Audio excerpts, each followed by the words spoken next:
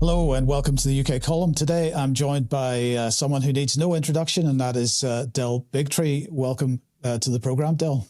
Thank you for having me, Mike. It's good to be here. Well, it's a real pleasure. Now, of course, recently you have released your latest film, An Inconvenient Study, and just tell us a little bit about it and why that film came about. Well, as you probably know, I was a producer on the CBS talk show The Doctors in America. I won an Emmy Award celebrating medicine and science as a television program. While I was doing that show, I stumbled onto the investigation of vaccines. There was a whistleblower inside the CDC that said they were committing scientific fraud on the vaccine safety studies. This was back in 2015, and I made a documentary about that called Vaxxed, which many say sort of ignited the medical freedom movement around the world. From that moment on, I've been taking that investigation further into all the vaccines. That film was just about the MMR vaccine, but what about all the vaccines we're giving our kids? Here in America, it's about 72 doses, 16 different vaccines given in 72 doses by the time you're 18 years old. I want to know, how do we determine they were safe? Because when I was traveling the country with Vaxxed, the second screening of that film, which was incredibly controversial, we had lines down the block because of the controversy, and I want to know who was standing in that audience. So I said, at the second screening, when we started our tour, would everyone with a vaccine-injured child please stand up in the audience? And 3/4 of the audience stood up. I felt like the oxygen had been sucked out of the room. I knew that vaccine injury was real. I knew it was a problem. I just made a movie about it, but I'd only interviewed, a handful of families on the issue.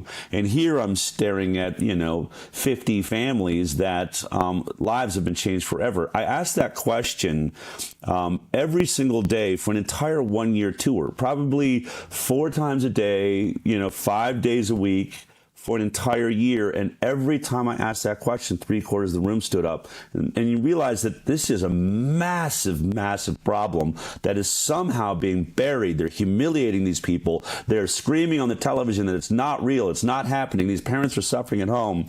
So obviously that's been a focus of my work. When I was traveling the country with Vaxxed back in 2016, someone said to me as we were passing up through Michigan, I know the head of infectious disease at Henry Ford Health.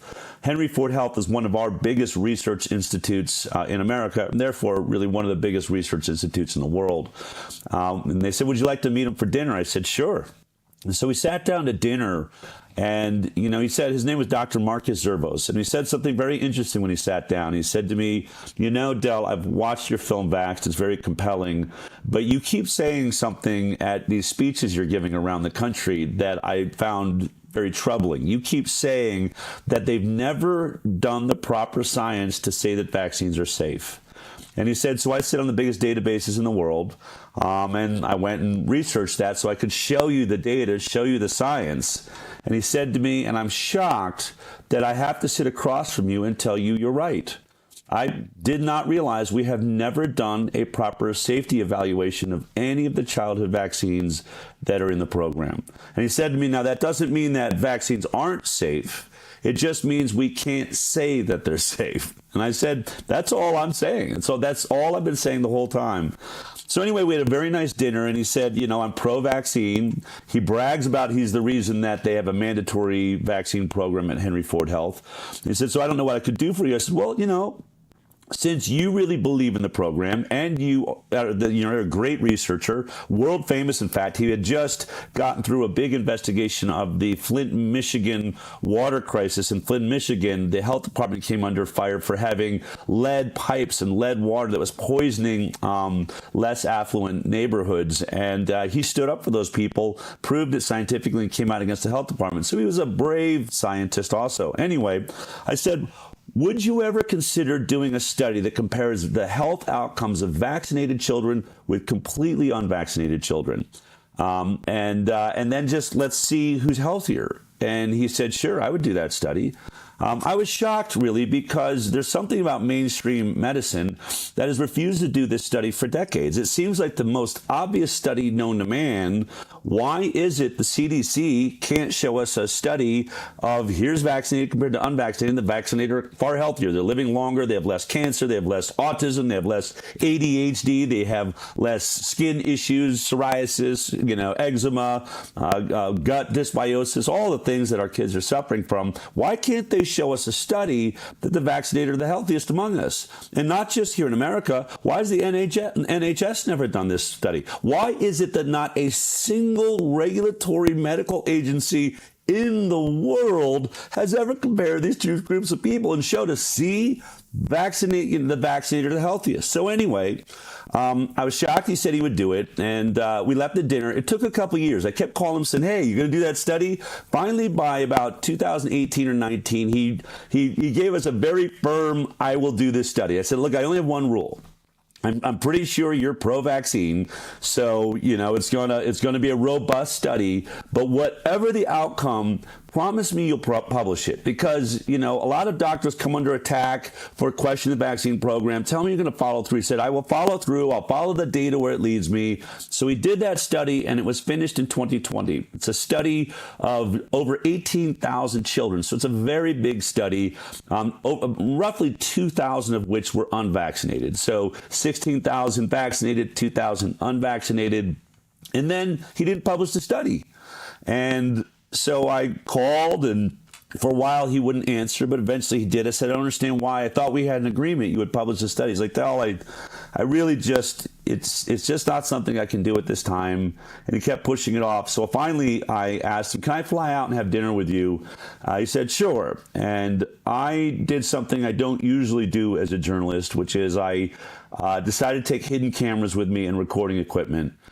Because I had a feeling this was the last time this study would ever be discussed. Whatever was in it, I hadn't even seen it yet, but whatever's in it, I want to know, I want to hear it, and maybe someday I'll be able to show the public what happened here. So that's what I did. I went out, I think it was around 2022, I went out and had dinner, and I have hidden camera footage of him explaining that it's a good study, that he would publish it just as it is. Only one problem, he will lose his career. This will be the end of his career. When I say why, he handed me the study, and that study's now published. It's now published on the Senate website. He didn't publish it, but Senator Ron Johnson got a hold of it this year and said, I'm going to put it on the Senate website. I think this is for the public good, which gives him some leeway, I guess, on copyright issues. But the study is very, very disturbing, Mike. It shows that the conclusion is 2.5 times the rate of chronic disease amongst the vaccinated if you compare them to the unvaccinated. So you're 2.5 times more likely.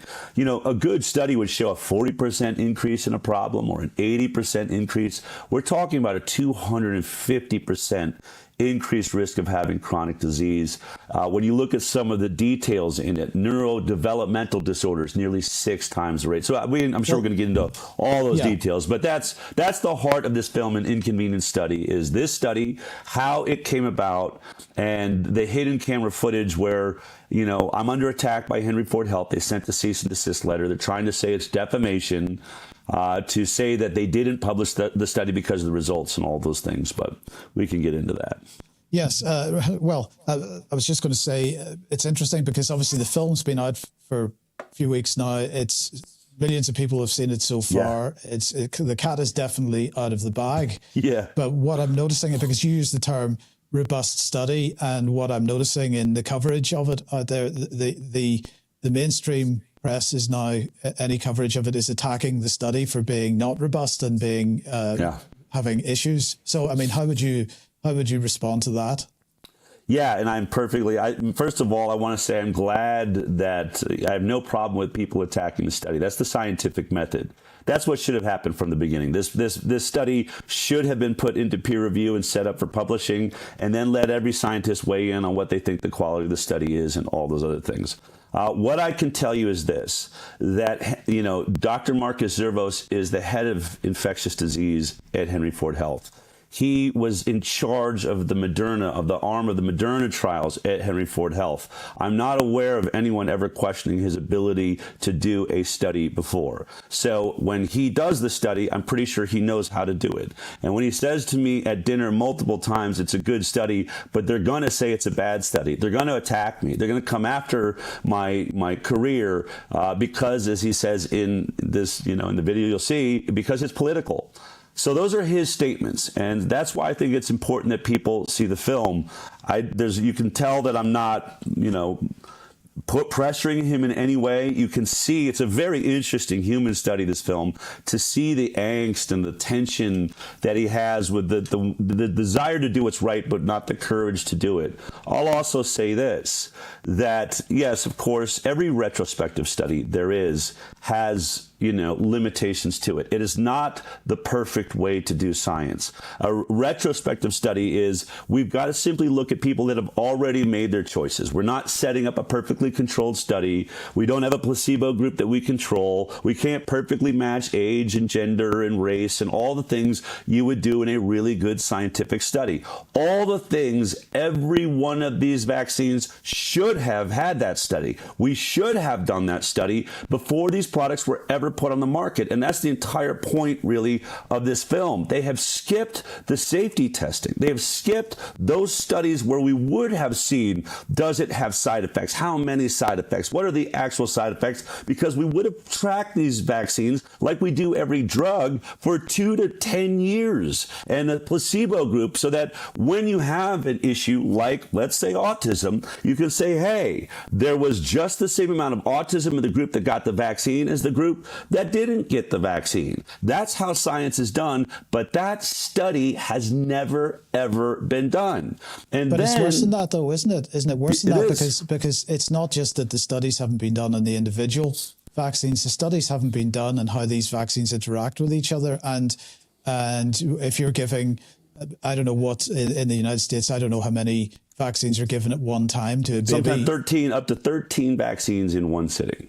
So how would you even do a study for that? Yeah, I mean, I guess give a child 13 vaccines and give another one saline, 13 placebo saline injections, and now let's at least track them for a couple months, if not years. But you're right, never been done. And now when you ask for any study like that, some form of a controlled study, because look, it's not like we aren't seeing serious health problems. In the United States, I wouldn't be here.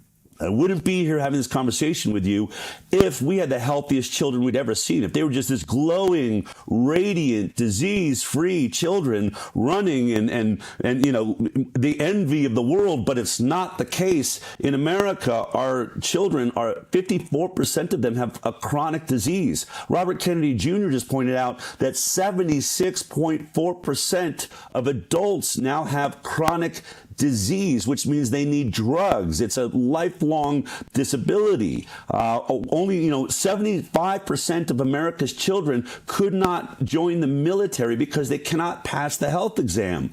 That makes us the sickest nation of children in the industrialized world. It also makes us, this is the sickest generation of children we've ever seen. And so, with those types of health records, and you never did safety studies, we don't know, is all the eczema, all the psoriasis, all the diabetes, all the lupus, all the multiple sclerosis, all the neurological disorders, all the speech delays, all the Tourette syndrome, on and on and on.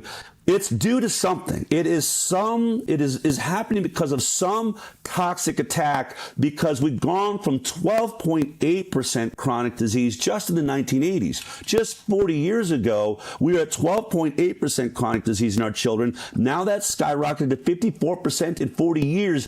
Genes don't change that fast. We don't evolve that fast. There's no explanation for this other than our kids are being poisoned by something. And And what I would say is when you look at autoimmune disease, or let's call it immune dysregulation, which is the crisis of our times. I don't know what the stats are in England, but I'm sure they're horrible. I'm sure you're having skin allergies and issues and diabetes and many of the same things that we have here. But here in America, when you look at what that is your immune system has somehow gotten dysregulated. It's confused, and it's now attacking the cells of your own body. This is something that isn't happening to any other mammal on the planet. Why? They're breathing the same pollution. They're even swimming in the same polluted ocean, but we are not seeing autoimmune disease. We're not seeing their immune systems now attacking their own bodies. And so people will say to me, well, Del, how do you know it's not the fluoride in the water that we have in our water here? How do you know it's not the glyphosate, the pesticides and herbicides that we're spraying on 90% of the crops that we eat? How do you know it's not the hormones in our beef, or the plastics, or the forever chemicals? By the way, every one of those things, Robert Kennedy Jr. talks about this. The EPA did a study. When we look at the skyrocketing rate of autoimmune disease, when did it start? It starts right in the early 1990s, right where all of those things become prolific in our society here in America. So it's going to be one of about 5 to 6, 7 different toxic pollutants that's really hit our environment, including vaccines. But what I want to say is this: if the issue is immune system dysregulation, of all those things I've just listed, shouldn't we look closest at the one product amongst them that was designed to dysregulate your immune system, to kick it into overdrive, to incite it into action artificially? There's a product that does it. It's the vaccines. So, when I stop someone on the street and say, what's a vaccine to do? They go, well, it's a tiny bit of virus or bacteria, I guess. And, because it's so small or they kill it, somehow my body's tricked into thinking it's had the disease and I develop immunity. Okay, so we're tricking our immune system, but we're not tricking it one time, not 5 times, not 10 times, not 20 times, not 50 times, 72 times and growing more and more every single year. 72 times we trick the immune system of our children, and then we're shocked that these same children have immune systems that are totally gone haywire and are now attacking their own bodies. To me, it seems obvious. But look, that is just a hypothesis. How do you test that hypothesis? How do we test if it's vaccines that are doing it? When you ask for those controlled tests now, they say it would be unethical to do those studies. We can't have a placebo group now because we have vaccines available to these kids, and we can't make them vulnerable to vaccine-preventable diseases just to do a study. So see, they got us. They got us hog-tied. Our hands are tied behind our back, our feet behind our back, and the pharmaceutical industry has gotten away with never doing a safety test, now refusing to do a safety test because, that would be unethical. And then when you do the last study that's available to you, a retrospective study, they point out the flaws. Well, it didn't have a control. It didn't have a proper control. You didn't perfectly match race to blah, blah, blah. And that's what they're doing to this study. But Peter Gutschew has been posting a lot about this. He's one of the founders of the Cochrane collaboration. I think we just call it Cochrane now. A world-renowned scientific group that set out to raise the standards of scientific investigation. And he's been posting that he has looked closely at this study, and he says it perfectly. I have seen what Henry Ford is complaining about this study, but those anomalies, those potential confounding issues cannot explain the size of the differential that we're essentially seeing here. We're not seeing a 20% increase in neurodevelopmental disorders. We're seeing a 600%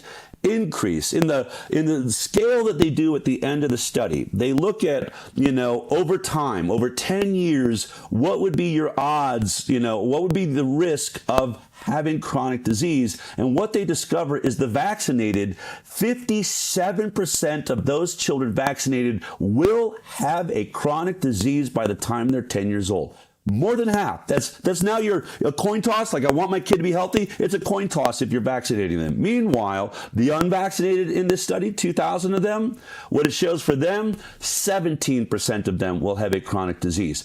That is an astronomical difference that cannot be explained by, well, there's a few more, African American children on the vaccinated side, or there was some birth difficulties. All that should be looked at. And I'll also say this: the study does a very brilliant job of testing its weaknesses. For instance, one of the weaknesses they say is that the follow-up time, the amount of years that they follow the children that are unvaccinated, was shorter.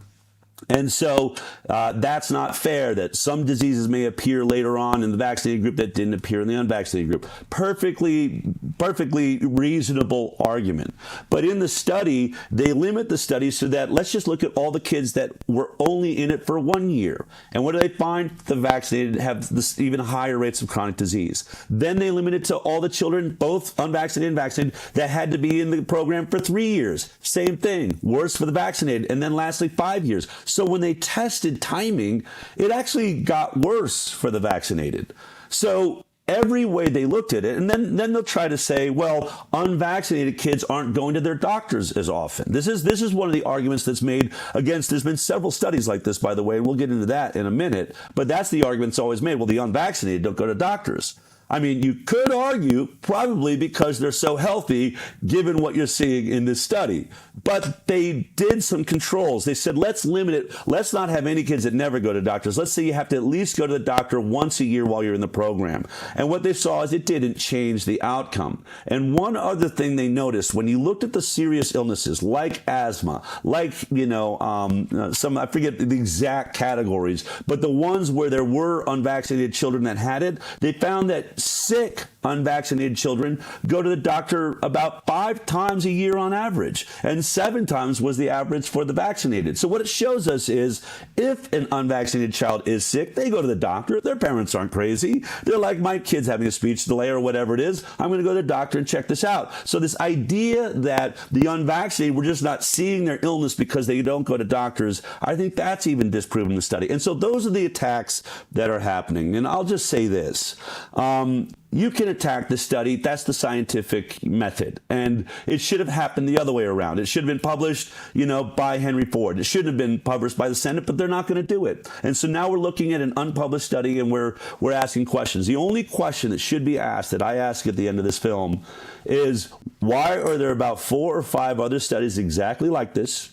All of them, they've tried to attack them, but they're all showing the exact same signal. In every one of these studies, one is by a Dr. Mawson out of the University of Mississippi. He did a homeschool study of homeschool children and found very similar results. I think 5 times the rate of neurodevelopmental disorders, 4 times the rate of asthma, very similar to what this Henry Ford study.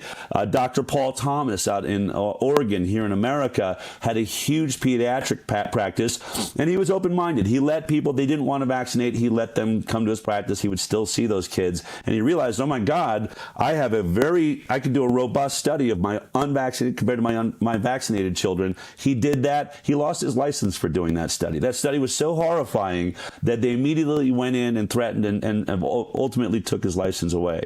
And that's what happens to doctors and scientists that ask this question. But here's the thing. The Henry Ford study was not done by Dr. Paul Thomas that is open to not vaccinating children. It wasn't done, viewing homeschool students, which is, was 600 kids. This was tens of thousands of children in a very pro-vaccine. They brag about their vaccine program. Dr. Mark Zervos does himself. This study was done to prove those other studies wrong and ended up doing the opposite, proved them right. That, to me, makes this, now you're talking about what we call reproducible science, something that almost doesn't exist in this world. Most editors of research of magazines like British Medical Journal or The Lancet, many of them have come out and said, we can't reproduce half the science that's being published in this magazine. Yet this science is being reproduced over and over again. So as far as I'm concerned, go ahead, poke holes, but you can't undo what we're learning in this study until someone on this earth with a larger database than Henry Ford Health has can do a vaccinated versus unvaccinated comparative study and show us for the first time, it'd be the first time they've achieved it, that the vaccinated are healthier. I want to know why that study hasn't been done. I want to know why they aren't doing it right now. Why aren't they saying we're rushing to it? Why isn't UK saying we're on it? You know what? We're going to prove Bigtree and Dr. Marcus Zervos wrong and Henry Ford Health. That's I think the issue of our time. I believe you're seeing how powerful the pharmaceutical industry is. It has controlled this conversation for a very, very long time. And as you just put it, with this film and this study and the other studies that come before it, the cat is out of the bag.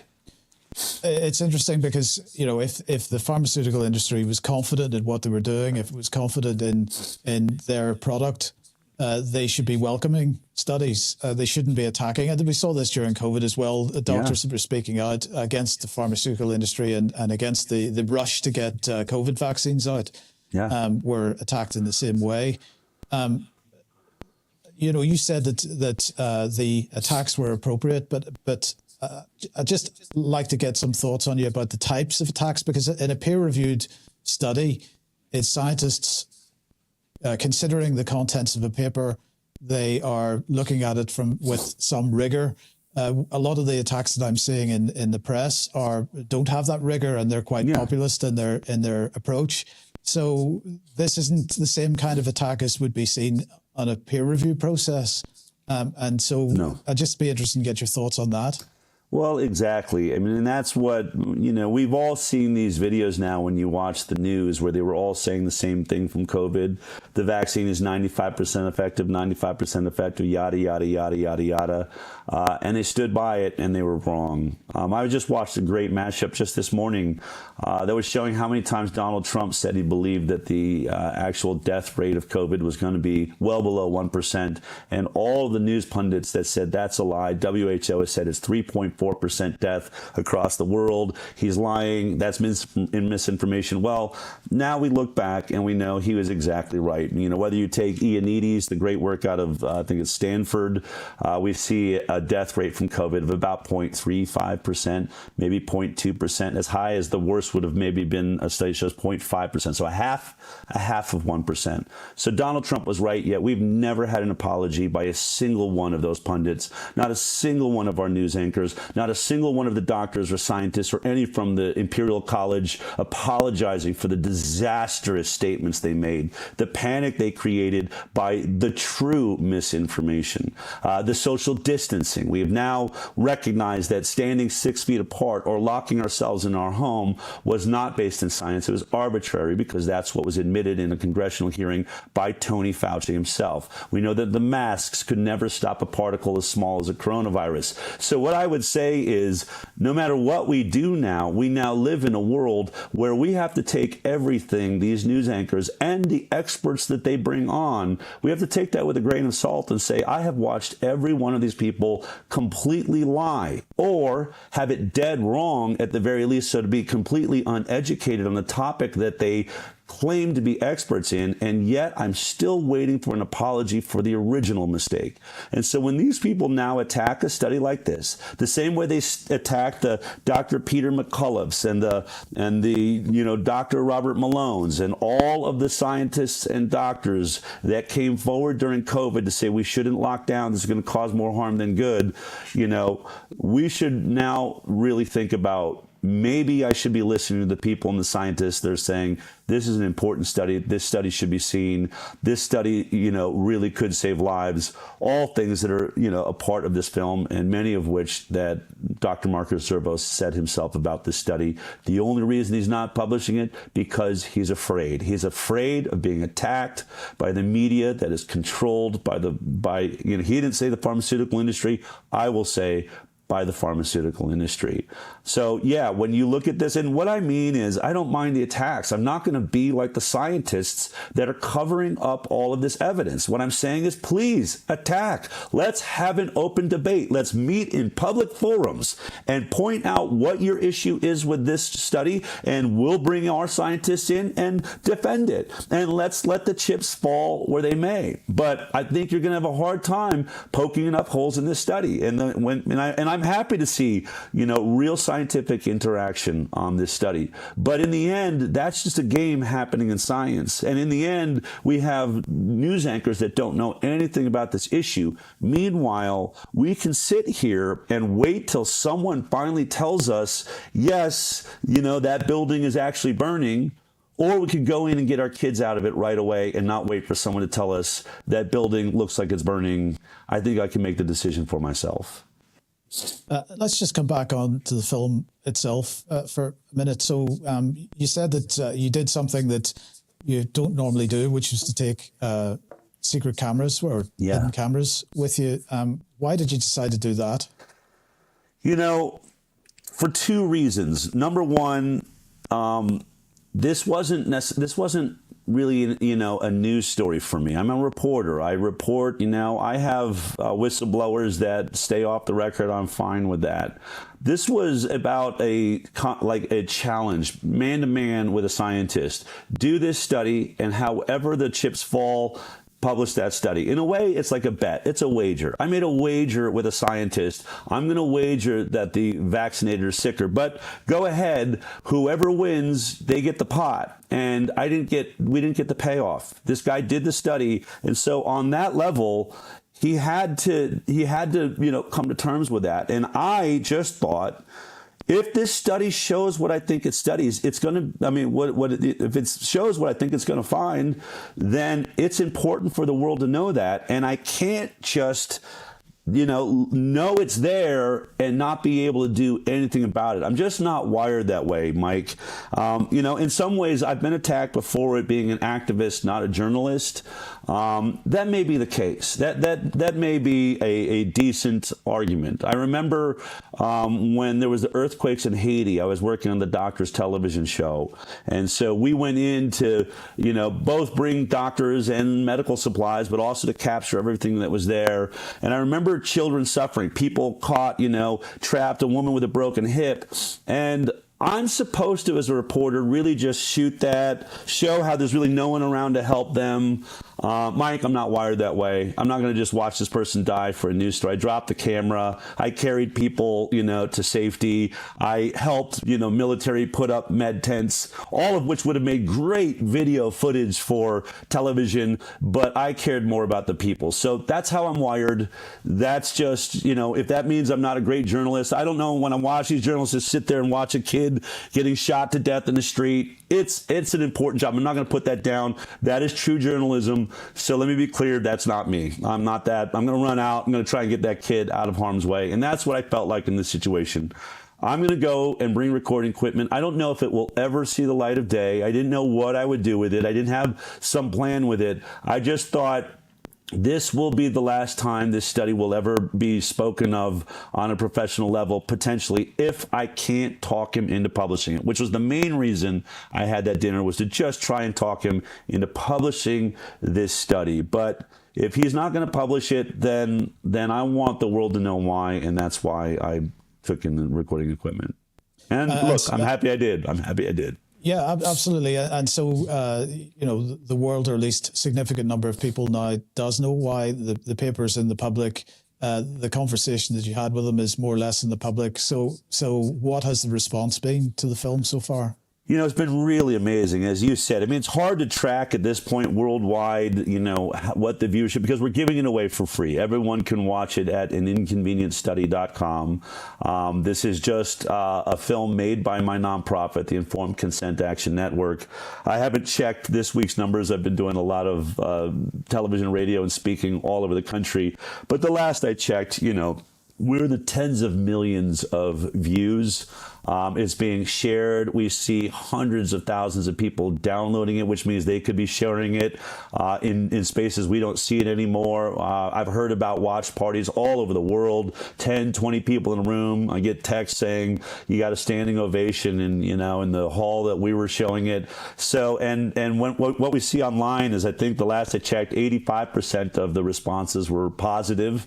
And I'm glad to see that, as I've said, that there's people that are challenging it and saying, well, I have this question with it. I think all of that is important. In some ways, I believe, and I'm sort of bragging, that I think this film and this study may have just jump-started the scientific method, something that has been dead in the world. Certainly COVID, put it on life support, and it has been struggling. So I love the debate that's happening. And I just think when you see some of the people that are weighing in, a lot of the ones that are coming against it, I think, are just reading the cease and desist letter by Henry Ford Health. They're not reading the study itself. They're not even going far enough to watch the film or any of that. That's how they dealt with COVID. That was my beef with COVID. I'm sure it was yours, is show me the evidence that this vaccine is 95% effective against infection and transmission, because all I could find was the emergency use authorization that was put out by the FDA themselves saying this study didn't even look to see if it stopped transmission.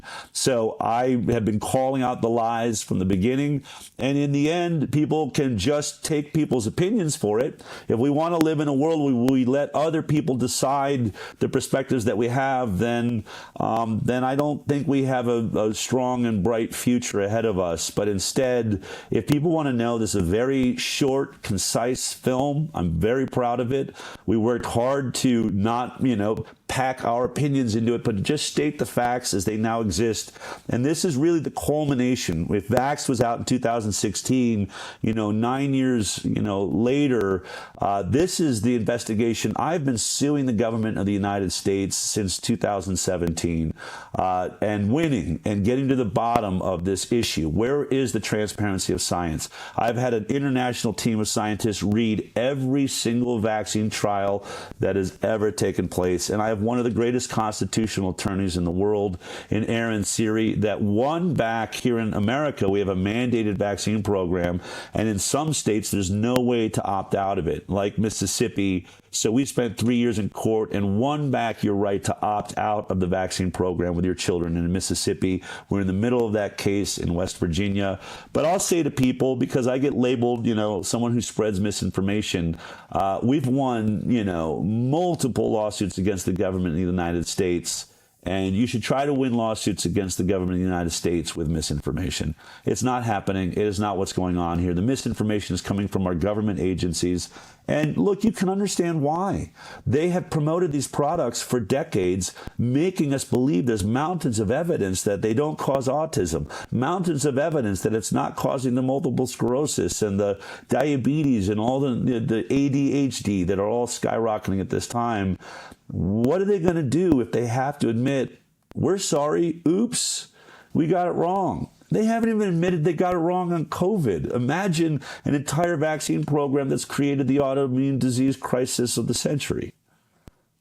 I mean, is this a partisan issue for people in the States? Because, I mean, the damage that's being done to children in the last 30, 40 years, as you say, isn't partisan. So, because it doesn't only attack Democrats or only attack Republicans, it's everybody. But is the issue of vaccination and even the issue of COVID, is that sort of a partisan thing? It has become that amongst the population. I would say in the population more than probably in our elected officials. You have very, very few, I think less than a handful of actual politicians. The politicians that will speak out against the vaccine program now and ask good questions is Rand Paul, Thomas Massey, Ron Johnson, and then President Trump. Beyond that, those are Republicans, so they are weighted to Republicans. But the rest of the hundreds of them are pro-vaccine because the number one most powerful lobby in the United States of America is pharma.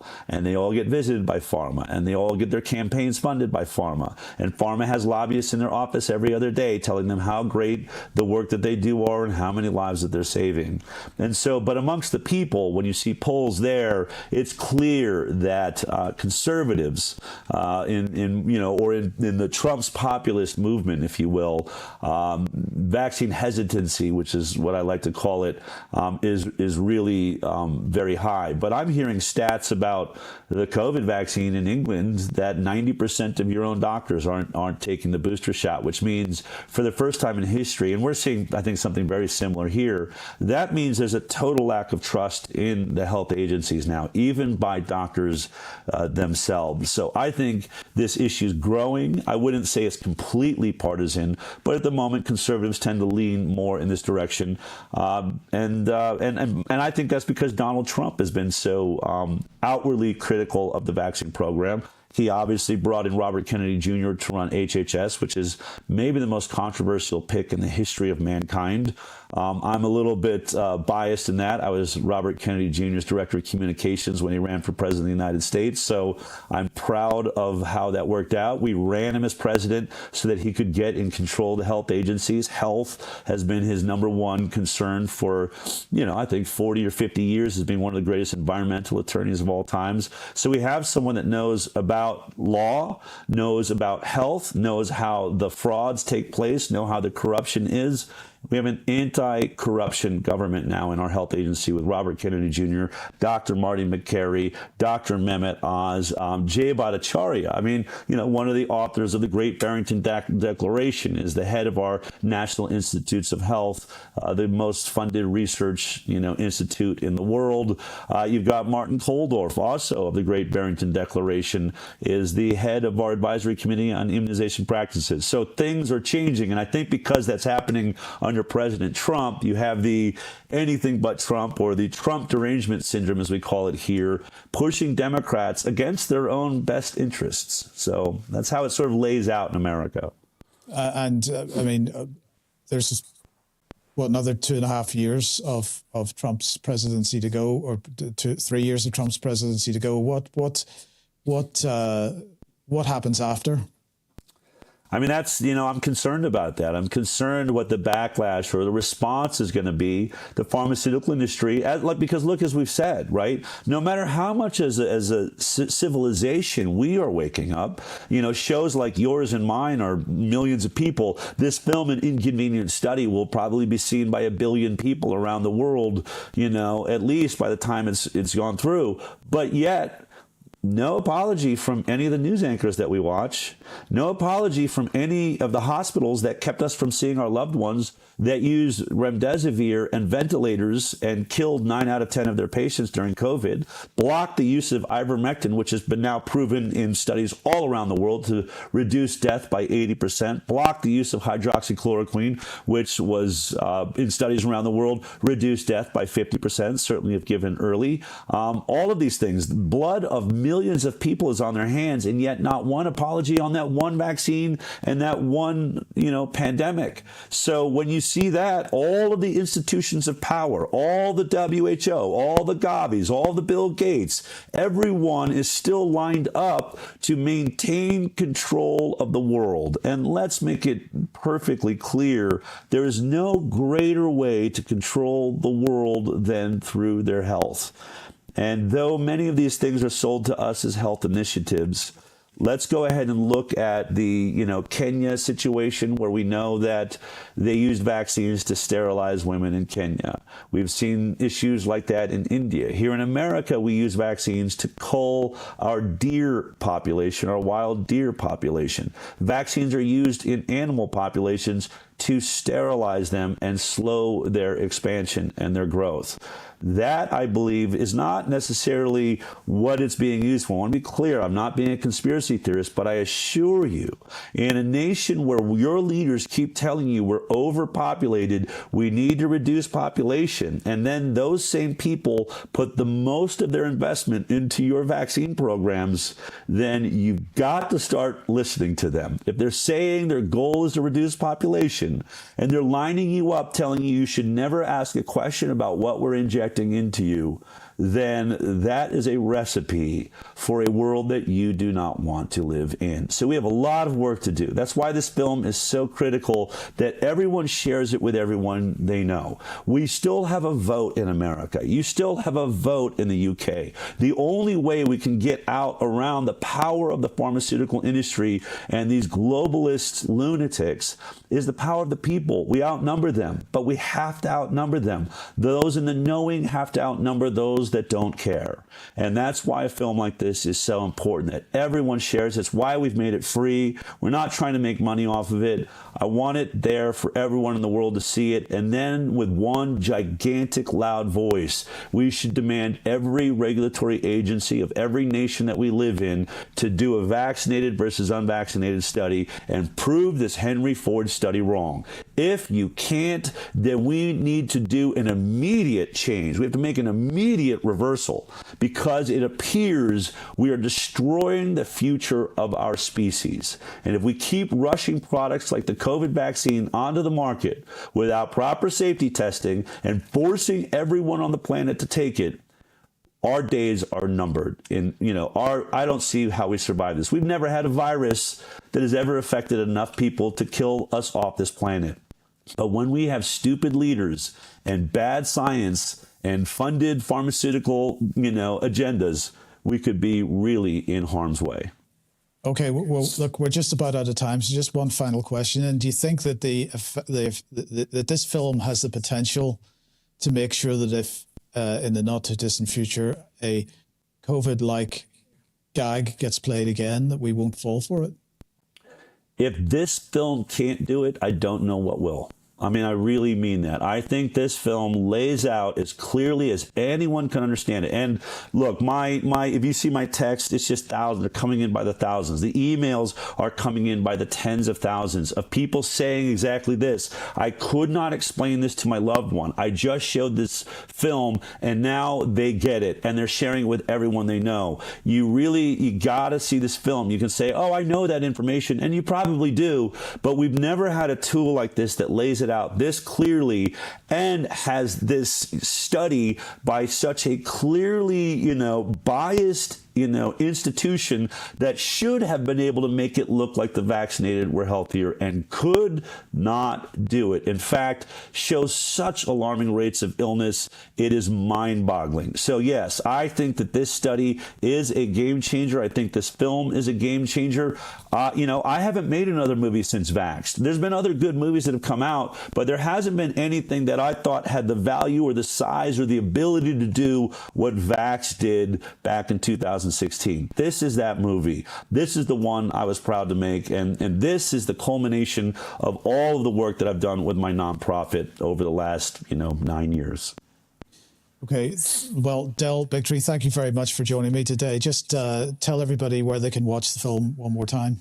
Just go to Inconvenient Study.com. You can download the film. You can download the trailer. You can stream it there. You can share links with your friends. And by the way, we are posting all of the attacks that have been made against it with rebuttals on why we think those attacks are not rooted in science. So it's all there. We're not hiding everything. We're being very, open about everything that everyone's saying and having that discussion. You can find all of that and the study itself. You can download the study. You can read it yourself and come to your own conclusions, which is what we have to start doing. We've got to do our own research. So, and InconvenientStudy.com. You can watch the HighWire.com, where I have a show every week that discusses these issues. Del, thank you. Thank you, Mike.